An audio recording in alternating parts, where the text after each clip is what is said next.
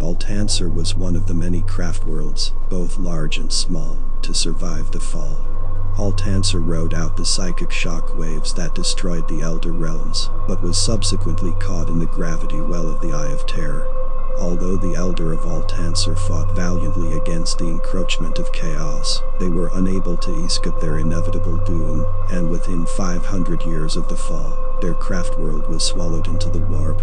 Of that world nothing now remains, except for the Phoenix Lord known as Maugan Ra, the Harvester of Souls, most mighty exorc of the Shrine of the Dark Reapers.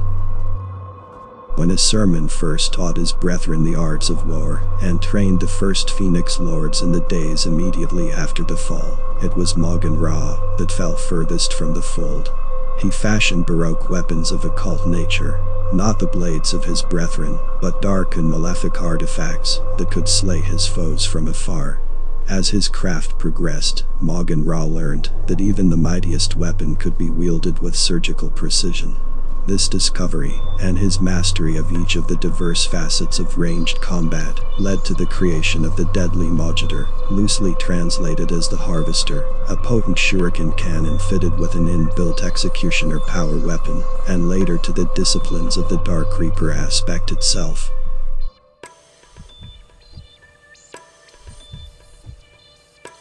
As Games Workshop have teased his new model, I thought it prudent to cover Maugan Ra in 2nd edition, while I slave away at more how to play content.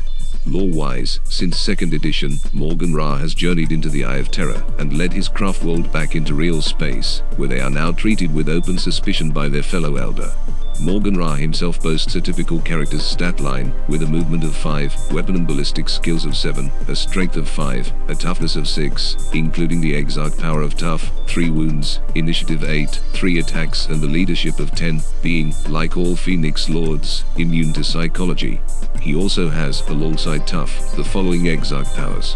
Crack shot. This power adds +1 to hit while shooting, and adds an additional 20 inches to the Maugator's maximum range, for a total of 60 inches, though any shots between 40 to 60 inches would not add the +1 to hit. In close combat, the turn-aside blow power enables Maugan Ra to parry, forcing rerolls of up to 2 enemy attack dice, as opposed to the usual one. Clocking in at 179 points including the Maugator. If going by our own points system, covered in this video, Maugan Ra will be a little less expensive, but still getting close to his original points cost, depending how much value you place on being immune to psychology. I think around the 175 to 200 points mark, including the Maugator, would be sufficient. The Maugator itself is a formidable weapon, combining both great ranged ability and a powerful close combat attack. The powered blade strikes at a strength of 8, causing D3 damage, with a -6 saving throw modifier, hitting vehicles for a total of D6 plus 8 plus D3 plus D20.